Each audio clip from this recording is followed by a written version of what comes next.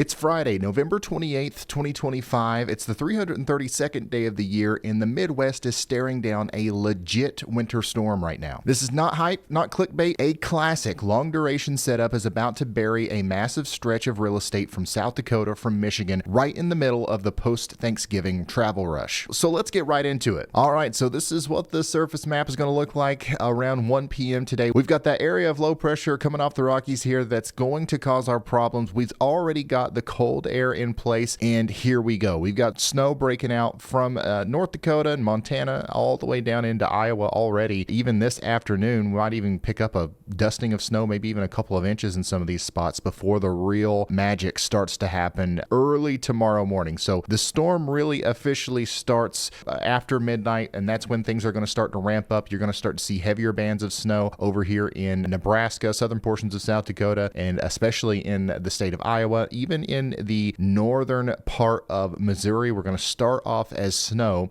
as this low pressure system deepens and we start to get some more moisture in from the Gulf as well. You can see we've got some rain showers in Texas and Oklahoma that will be feeding up into this thing, and man, it's really going to blow up and start causing some significant travel problems early in the morning on Saturday. This is actually a pretty big travel day. It's after Thanksgiving, so people are going to be using this time to go home after going to grandma's house or whatever it is. So consider this in your travel plans. 8 a.m. Saturday is going to be a mess. In St. Louis, it's going to start off likely as a heavy round of snow, and then it's going to transition over to freezing rain and sleet. Up here in central Illinois, we're talking about Peoria and Springfield to Rockford. It's going to be all snow. It's going to be a mess. The whole state of Iowa at this point is going to be hard to travel around. And then also we're going to have some moderate to heavy snow starting in Chicago up towards Milwaukee, maybe by noon on Saturday. But once again, notice this pink stuff right here, this purple stuff. That is going to be your freezing rain and your sleet that's starting to mix in down here in Missouri and in Iowa, especially around St. Louis there. This warm nose is going to ruin a snowstorm for a lot of people. This would actually have dropped a lot of snow for St. Louis and maybe even over there towards Indianapolis if it wasn't for this warm nose. But that is going to come through, and it is going to melt some snow and also just cause some icing problems. It's going to be a mess for a brief period of time as we go into Saturday evening, where we're still going to be all snow in Iowa. We're going to be all snow up here in Wisconsin and Minnesota, of course. We're still going to be all snow in Chicago. We're starting to get some heavier snow in northern Indiana and northwestern Ohio at this point. Detroit will start to get some heavier snow, but notice what happens with the low. Instead of continuing to deepen, it actually starts to unwind a little bit, and this storm loses some oomph as it crosses over the Great Lakes. So the heavy snow is really going to start letting up by Saturday evening, and especially as we go into Sunday morning, and we're going to transition over to probably a lake effect situation for a lot of Michigan, Ohio, and Pennsylvania, and the snow isn't really going to come from the storm system itself. And we're about to go much deeper into that, but first let's shout out today's awesome sponsor. Delete Me, your data is yours again. It's no secret that I'm online a lot, and that means my personal info is out there too. And it's not just mine, it's yours. You're online right now. I see you. Turns out there are entire websites called data brokers that collect and sell your info. We're talking about your name, your address, phone numbers, and anybody can buy it, whoever wants it. And that kind of stuff can expose you to scams, spams, and identity theft. And all this stuff is why I started using today's sponsor, Delete Me. Delete Me is a hands-free subscription service that removes your personal information from hundreds of data broker and people search websites. And they don't outsource the job. They handle it safely themselves. And then they send you a privacy report so you can see exactly what's been found and what actions have been taken. Wirecutter even named Delete Me the #1 data removal service, so you don't have to just take my word for it. So if you want to try this out for yourself, I highly recommend it. There's a link at the top of the description, or you can go to joindeleteme.com/Ryan Hall and use the code Ryan Hall, and that's going to get you 20% off Delete Me consumer plans. Once again, that's joindeleteme.com/Ryan Hall. There's a link at the top of the description, and make sure you use that code Ryan Hall for 20% off those Delete Me consumer plans. You're going to love it.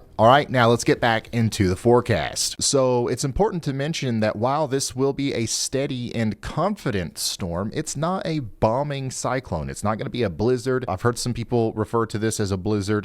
We're going to get a lot of snow out of this, but it's not going to be a very windy storm at the surface, more than likely. I think that it's possible that we gust above 35 to 45 miles per hour at times, but sustained winds are likely not going to be a huge problem, as this is, once again, not going to be a very strong storm. It's just going to be a steady and confident one. And that actually makes forecasting snow totals a little bit easier. So a lot of times with these big bomb cyclones and these deformation bands and you know, all the stuff that goes into a complex storm system that brings about snow, it's hard to nail down exactly where the highest totals are going to be. It is going to be hard with this too. This is probably not a perfect map here, but I'm pretty confident in the snow totals that we see here from the national blend of models, painting an area from Des Moines to Cedar Rapids, Davenport, over to Rockford, up towards Madison, maybe even up there towards Milwaukee, in the bullseye area where I think it's definitely possible that we see anywhere from 10 to 16 inches of snow. This likely is on the high end, I think. I wouldn't be surprised, like if you see your area highlighted in 16 and you end up with a foot, don't think that the forecast was wrong. I mean, there's still a range here. Just consider this the top of the range. There might be a couple places that sneak out with more than 16 inches of snow, as always, but a good rule of thumb here is just to highlight this area, I think, and say, yeah, anywhere from 10 to 16 inches of snow is going to be possible. Now, if you're in more central portions of Illinois, maybe Peoria, maybe Springfield, we're probably talking about closer to 5 to 10 inches or 6 to 12 inches in that area. Madison, Wisconsin, same thing up there, maybe 12 to 14 inches or so. Minneapolis, Twin Cities area is going to be tough. Depends on how much moisture makes it up that far north. A good 3 to 6 inches of snow would be safe. I think 4 to 8 down here in Rochester. Now, Chicago down here, I think that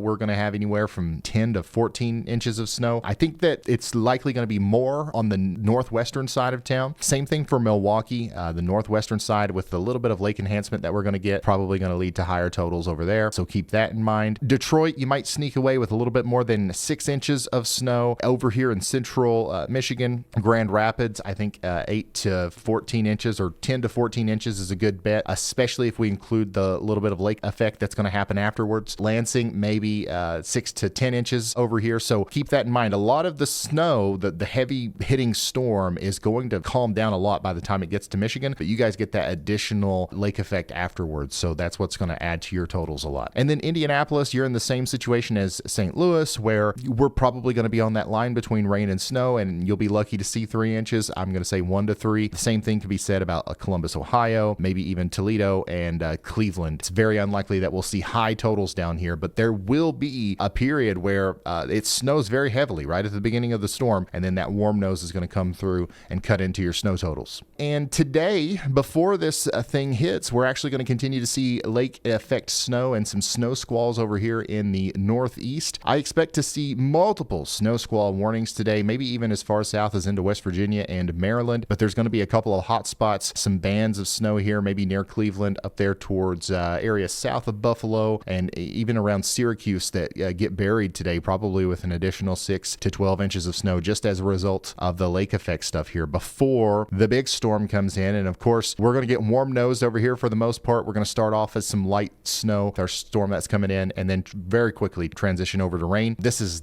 not going to be a big storm for the Northeast, but there is one coming soon. But before we get ahead of ourselves, let's also talk about the south here. While we've got the heavy snow happening up north, we're going to have heavy rain, flooding, and maybe even some severe weather in the south, especially on Saturday. Here's what the radar could look like around 8 p.m. We're going to have strong storms popping up around Dallas and Houston. Some of these could carry some strong winds and maybe even some large hail and an isolated tornado risk. So we will be watching this closely as we also watch the snow up north. In fact, I'm pretty sure I'll be live tomorrow. We'll start off as full snow coverage, and then we might transition to severe weather coverage as these storms get going down here, but it looks like a pretty marginal threat right now. Okay, now here's the fun part. What happens after this storm gets out of here? Well, we're going to have another one to track. Notice how we've got another low pressure system over here forming in the Four Corners region. We've got snow in the Rockies returning on Sunday into Monday. What happens with that low? Yes, it crosses over the Rockies, becomes another storm as it merges with some Gulf energy, and is going to be our next one to track. I think we've got a really legit possibility of seeing snow as far south as into Arkansas, and then maybe a more impactful storm for the Ohio Valley as we go into Tuesday. Saturday. And then this actually looks like it could be a contender for a big nor'easter, as some of the models are showing that right now. The GFS is painting a pretty decent picture for a strong storm hitting, especially the